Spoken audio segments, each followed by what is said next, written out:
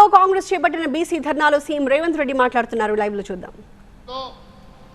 సర్పంచులుగా, ఎంపీటీసీలుగా, జడ్పీటీసీలుగా, జిల్లా పరిషత్ చైర్మన్లుగా, municipal కౌన్సిలర్లుగా, కార్పొరేటర్లుగా, municipal చైర్మన్లుగా, మేయర్లుగా రిజర్వేషన్ల పరంగా బలహీన వర్గాలకు అన్యాయం చేసే చట్టాన్ని తొలగిస్తూ మన మంత్రివర్గం ఆర్డినెన్స్ను పాస్ చేసి గవర్నర్ గారికి పంపిస్తే విద్యా ఉద్యోగాలలో 42% రిజర్వేషన్లు బలహీన వర్గాలకు, రాజకీయాలలో స్థానిక సంస్థలలో 42% రిజర్వేషన్ల బిల్లులను తెలంగాణ రాష్ట్ర గవర్నర్ రాష్ట్రపతి ఆమోదానికి పంపించారు. ఇదే కాకుండా తెలంగాణ మంత్రివర్గం ఆమోదించిన ఆర్డినెన్స్ 50% పరిమితిని తొలగిస్తూ ఆమోదించిన ఆర్డినెన్స్ను కూడా రాష్ట్రపతి గారికి పంపించడం జరిగింది. దాదాపుగా ఈ బిల్లులు వచ్చి 4 నెలలు పూర్తయినా రాష్ట్రపతి గారి నుంచి ఆమోద ముద్ర పడలేదు.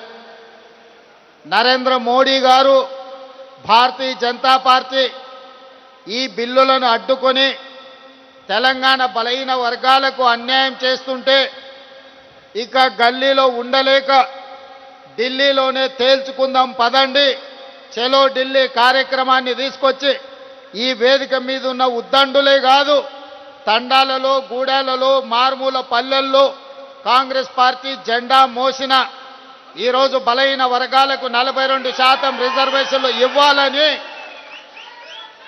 42% రిజర్వేషన్లను నరేంద్ర మోడీ గారు మెడలు వంచైనా తీసుకువెళ్తామని చెప్పి వేలాదిగా ఈరోజు జంతర్ మంతర్లో ఈ ధర్నా దీక్షలో కూర్చున్నారు. మిత్రులారా, హైదరాబాదు నగరంలో, తెలంగాణ ప్రాంతంలో ఈ ధర్నా, ఈ దీక్ష చేస్తే కేవలం తెలంగాణ రాష్ట్రంలో ఉన్న రాజకీయ పార్టీల మద్దతు మాత్రమే మనకు ఉంటుంది. కానీ ఈనాడు జంతర్ మంతర్ వేదికగా మనం నిర్వహించిన ఈ నిరసన కార్యక్రమంలో, ఈ ధర్నా కార్యక్రమంలో భారతదేశంలో ప్రాతినిధ్యం వహిస్తున్న దాదాపుగా 100 మంది పార్లమెంట్ సభ్యులు, ఇండియా కూటమిలో ఉన్న కీలకమైన రాజకీయ పార్టీలు, డిఎంకే కావచ్చు, ఎన్సీపీ కావచ్చు, సమాజ్వాదీ పార్టీ కావచ్చు, కమ్యూనిస్టు సోదరులు కావచ్చు, ఇతర ప్రాంతీయ రాజకీయ పార్టీలకు సంబంధించిన పార్లమెంట్ సభ్యులందరూ కూడా ఇక్కడికి వచ్చి ఈ 42% ఓబీసీ రిజర్వేషన్ల పోరాటంలో తెలంగాణ ప్రజలు ఒంటరి కాదు, మేమందరం మీకు అండగా నిలబడ్డామని బీహార్ నుంచి, మహారాష్ట్ర నుంచి, ఉత్తరప్రదేశ్ నుంచి, వివిధ రాష్ట్రాలకు సంబంధించిన రాజకీయ పార్టీలు తమిళనాడు నుంచి కూడా వచ్చి మా రాష్ట్రాల కోట్లాది మంది ప్రజల మద్దతు మీకు ఉంది, మీరు కొట్లాడండి, మీకోసం పార్లమెంటులో నరేంద్ర మోడీని నిలదీస్తామని చెప్పి ఇండియా కూటమికి సంబంధించిన రాజకీయ పార్టీలు, పార్లమెంట్ సభ్యులు ఈరోజు మనకు అండగా నిలబడ్డారు. ఇవాళ 100 మంది పైగా పార్లమెంట్ సభ్యులు, తెలంగాణ మంత్రివర్గం మొత్తము, పార్లమెంట్ సభ్యులు, శాసన మండలి సభ్యులు, శాసన సభ్యులు, వేలాది మంది తెలంగాణ నలుమూలల నుంచి వచ్చిన మిమ్మల్ని చూసిన తర్వాత నాకు 100% సంపూర్ణమైన విశ్వాసం కలిగింది. రాహుల్ గాంధీ కన్యాకుమారి నుంచి కశ్మీర్ వరకు 150 రోజులు మండు టెండల్లో, మంచు కొండల్లో పాదయాత్ర చేస్తూ తండాలలో, గూడాలలో, మారుమూల పల్లెల్లో పేదవాళ్లను కలుస్తూ వాళ్ళ గుండెల్ని తడుతూ వాళ్ళందరి ఆలోచన విని ఈ దేశానికి ఒక మాట ఇచ్చిండు, తెలంగాణ రాష్ట్ర ప్రజలకు ఒక మాట ఇచ్చిండు, తెలంగాణ రాష్ట్ర ప్రజలకు విజ్ఞప్తి చేసిండు. తెలంగాణ రాష్ట్రంలో మీరు కాంగ్రెస్ పార్టీని అధికారంలోకి తీసుకురండి, నా బాధ్యత మీకు 42% రిజర్వేషన్లను చట్టం చేసే బాధ్యత, 100 సంవత్సరాల నుంచి వాయిదా పడుతున్న జనగణనలో కులగణన తెలంగాణ రాష్ట్రంలో చేస్తాము అని రాహుల్ గాంధీ గారు 4 కోట్ల తెలంగాణ ప్రజలకు మాట ఇచ్చిండు.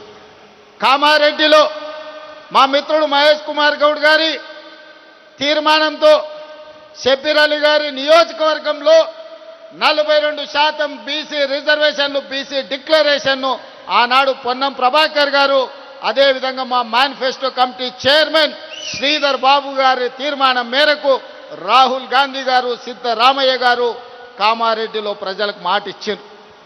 ఆ మాటలో భాగంగానే ఇవాళ 42% రిజర్వేషన్లకు సంబంధించి 100 సంవత్సరాల నుంచి ఏ రాష్ట్ర ప్రభుత్వం, కేంద్ర ప్రభుత్వం కులగణన చెయ్యలే.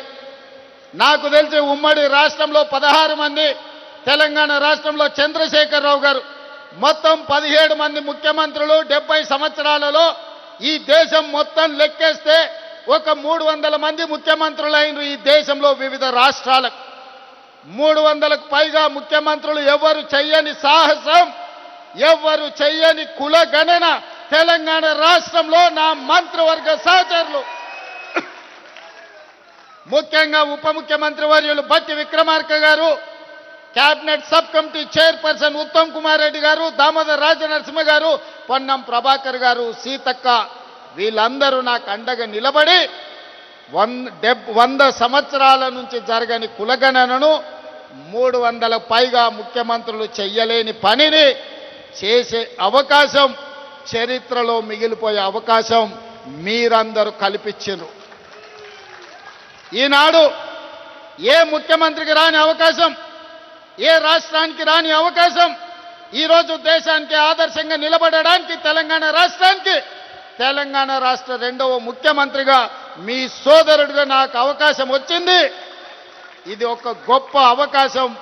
ఇది చరిత్రలో మిగిలిపోయే, చరిత్రలో రాసి పెట్టే అవకాశం.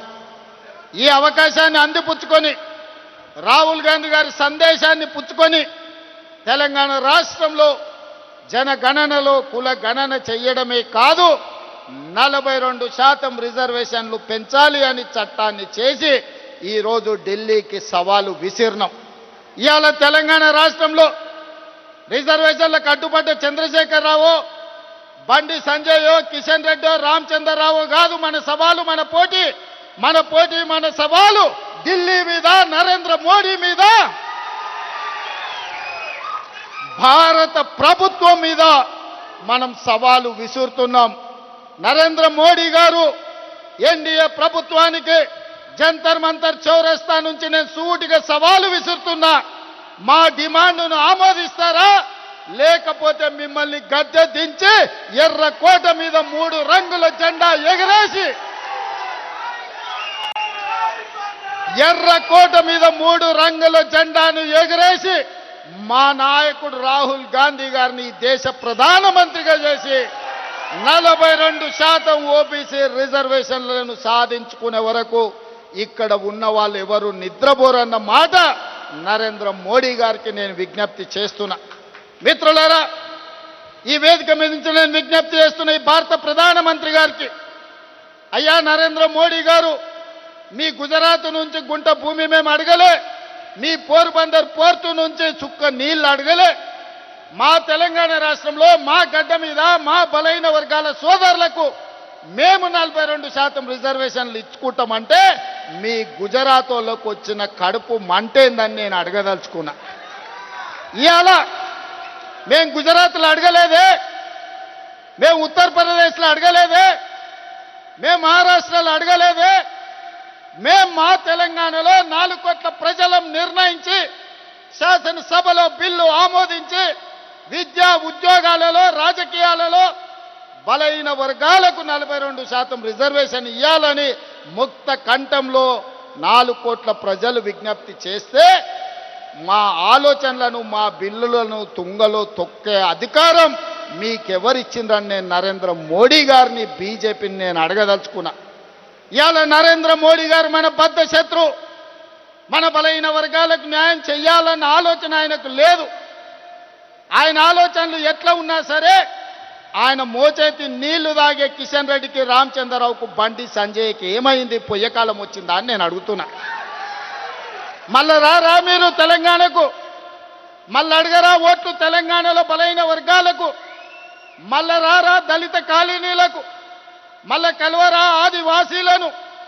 తెలంగాణ రాష్ట్ర ప్రజలతో మీ అవసరం తీరిపోయిందా, మీ బంధం తెగిపోయిందా? పేరు బంధం తెగిపోయిన తెలంగాణ రాష్ట్ర సమితి మీ పేగు బంధం కూడా తెలంగాణతో తెగిపోయిందా? మీరెందుకు మోడీతో అంటగాగుతున్నారు? ఇవాళ ఈ ధర్నాకు మీరెందుకు రాలేదు అని నేను బీఆర్ఎస్ వాళ్ళని అడుగుతున్నా. బీజేపీ వాళ్ళు నరేంద్ర మోడీ గారి మోచెత్తి నీళ్లు తాగొచ్చు, మరి బీఆర్ఎస్ వాళ్ళు మోడీ గారి చెప్పులు మోసి బతుకుతున్నారా? మీరు మాకండగా నిలబడకుండా నిన్న ఓ సన్నాసి మాట్లాడతాడు, ఎన్నికల కమిషన్ కలవనికి వచ్చిన ఢిల్లీకి అని. రేవంత్ రెడ్డి జంతర్ మంతర్ల డ్రామా చేస్తున్నాడు. నేను అడగదలుచుకున్న మా బలహీన వర్గాల సోదరులు, అయ్యా మన దీక్ష వాళ్ళకు ఒక డ్రామాలాగా కనిపిస్తుంది. ఆయన పేరే డ్రామారావు. డ్రామా నీ ఇంట్లో ఉంది, నీ ఒంట్లో ఉంది, నీ రక్తంలో ఉంది, నీ పేరులో ఉంది, మీ మొత్తం కుటుంబమే డ్రామాలేసి బతికే కుటుంబం మీది. మాకు డ్రామాలు అవసరం లేదు, చిత్తశుద్ధి ఉంది. అందుకే ఫిబ్రవరి 4, 2024 నాడు మొదలుపెట్టి ఫిబ్రవరి 4, 2025 నాడు సరిగ్గా 365 రోజుల్లో బలహీన వర్గాలకు సంబంధించిన ప్రతిపాదన నుంచి బిల్లు ఆమోదం వరకు సంవత్సరం తిరిగే లోపల చేసి 100 సంవత్సరాల సమస్యకు ఒక్క సంవత్సరంలోనే పరిష్కారం చూపించిన మంత్రులందరి వేదిక మీద ఉంది. నువ్వా దిక్కుమాలినోడా మా చిత్తశుద్ధిని ప్రశ్నించేది? నీ దిక్కుమాలిన మాటలు, నీ దివాలకోరు విధానం, బండకేసి కొట్టినా 100 మీటర్ల గోతి తీసి పాతి పెట్టిన మీ బుద్ధి మారలేదు, మీ ఆలోచన మారలేదు. అందుకే ఇవాళ మీ ఇంట్లోనే చక్కగా లేరు. ఒకరు బీసీకి అనుకూలం అంటే ఇంకొకరు వ్యతిరేకం అంటారు, మూడోగా ఆయన మధ్యస్థం అంటారు. నేను అటు కాదు, నేను ఇటు కాదు అంటాడు ఈయన. ఈ అటు ఇటు కానోడు కూడా నా గురించి మాట్లాడతాడు. అందుకే మిత్రులారా, ఇవాళ మన చిత్తశుద్ధిని ఎవడు ప్రశ్నించలేడు. ఇవాళ తెలంగాణ మోడలే దేశానికి రోల్ మోడల్ అయ్యింది. ఇవాళ ఈ తెలంగాణ మోడల్, ఈ కులగణన, ఈ జనగణన, ఈ 42% రిజర్వేషన్ దేశ రాజకీయాలలో సునామీని సృష్టించబోతుంది. ఆ సునామీలో ఎన్డీఏ బంగాళాఖాతంలో కలవబోతుంది. నరేంద్ర మోడీ గారు కుర్చీ దిగబోతున్నారు. ఆనాడు గుజరాత్లో జరిగిన దుర్ఘటనలతో అటల్ బిహారీ వాజ్పేయి గారు నరేంద్ర మోడీ గారిని ముఖ్యమంత్రి కుర్చీ నుంచి మారుద్దామనుకున్నాడు. అది సాధ్యపడలేదు. నిన్నగాక మొన్న ఆర్ఎస్ఎస్ పెద్ద మోహన్ భగవత్ గారు ఇంకొక మాట అన్నారు, 75 సంవత్సరాలు పూర్తయిన ప్రతి ఒక్కరూ పదవుల నుంచి దిగాలి. మేము లాల్ కృష్ణ అద్వానీని, మురళీ మనోహర్ జోషి గారిని 75 సంవత్సరాల నిబంధన పెట్టి వాళ్ళని ప్రధానమంత్రులను చేయలేదు. కాబట్టి నరేంద్ర మోడీ గారు కూడా రేపు సెప్టెంబర్ 17కు 75 ఏళ్ళు పూర్తి అవుతున్నాయి, వారు ప్రధానమంత్రి పదవి నుంచి దిగాలి అని వారు చెప్పారు.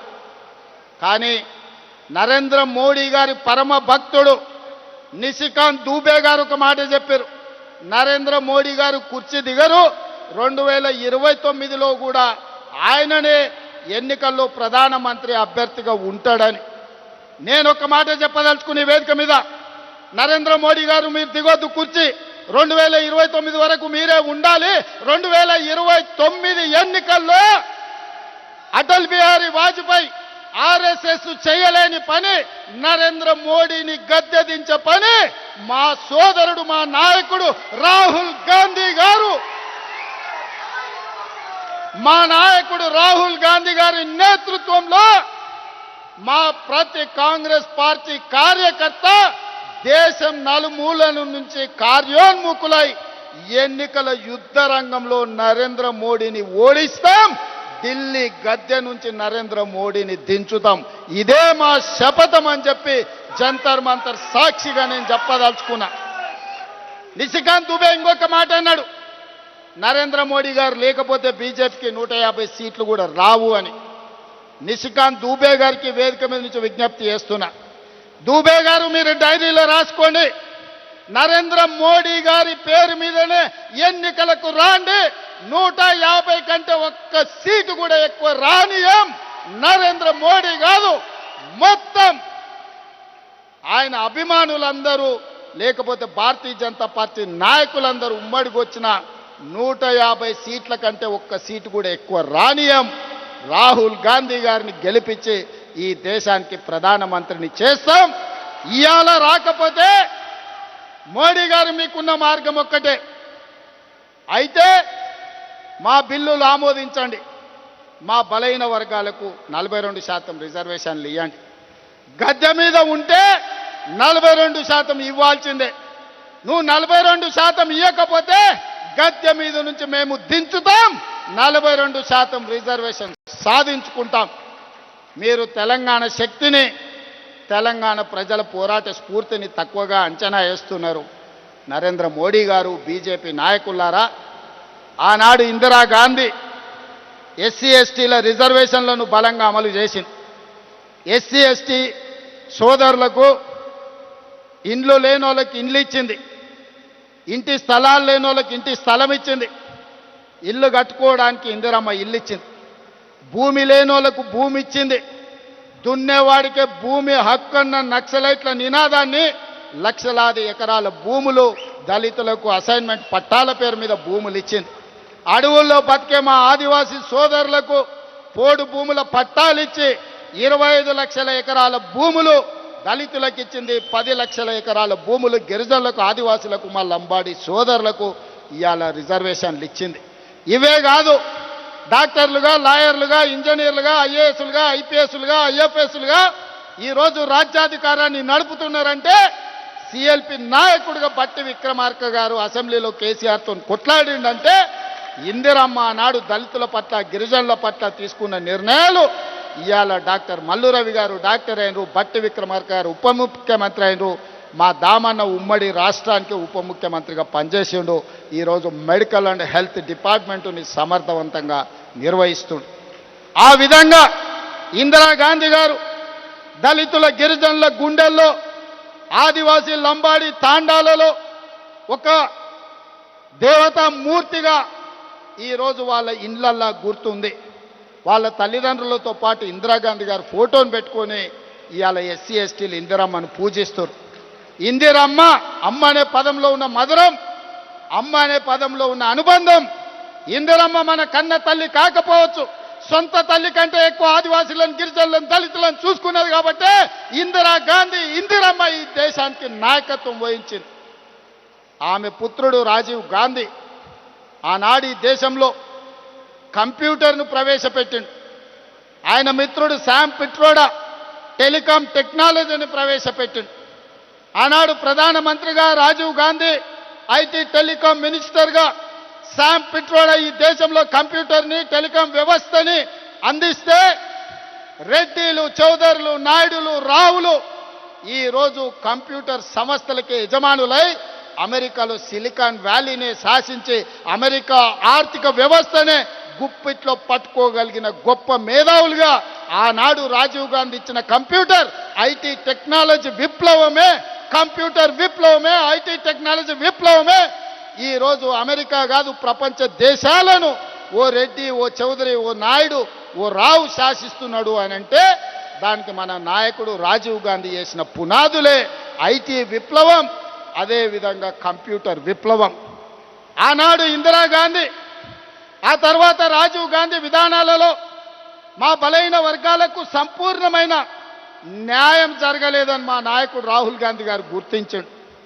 అందుకే ఇవాళ వాళ్ళ వారసుడుగా, వాళ్ళ త్యాగాల పునాదుల మీద ఈ దేశానికి నాయకత్వం వహిస్తున్న రాహుల్ గాంధీ గారు ఇవాళ కులగణన చెయ్యాలి, ఓబీసీ రిజర్వేషన్లు చెయ్యాలని కంకణ బద్దుడై ఈరోజు రాహుల్ గాంధీ గారు బయలుదేరింది.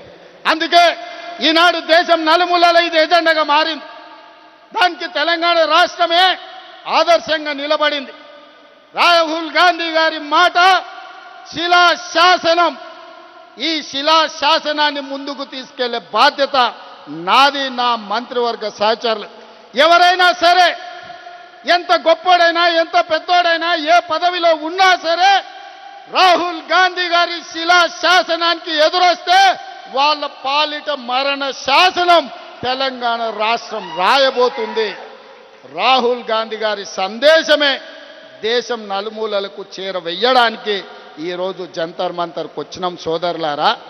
ఇవాళ ఒక గొప్ప లక్ష్యంతో, ఒక గొప్ప విజయాన్ని సాధించడానికి అవసరమైన పోరాటాలు, త్యాగాల కోసం సిద్ధమయ్యే తెలంగాణ కదిలి వచ్చి జంతర్ మంతర్లు దీక్షలో కూర్చున్నది.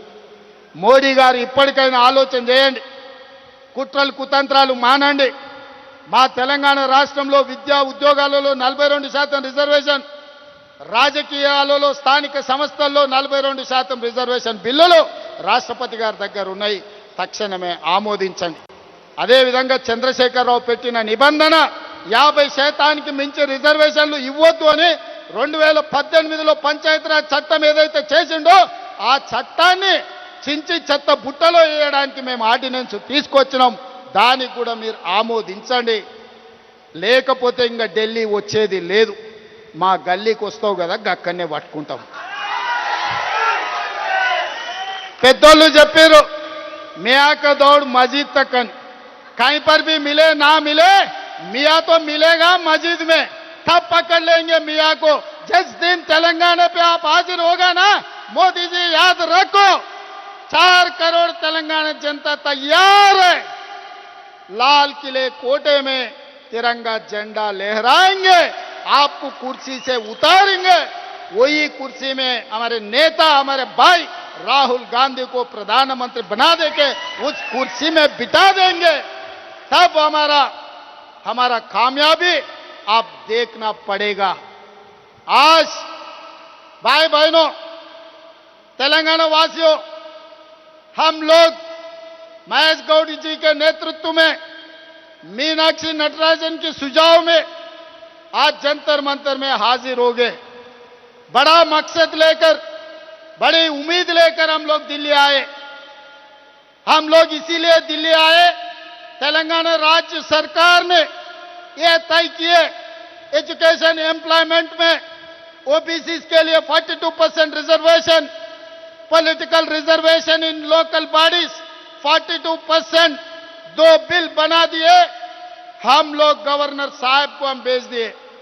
गवर्नर साहब ने राष्ट्रपति जी को भेज दिए वो 2 बिल.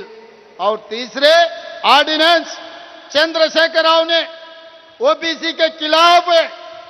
वो इसीलिए ये कानून बनाया तेलंगाना में, पंचायत राज एक्ट बनाया.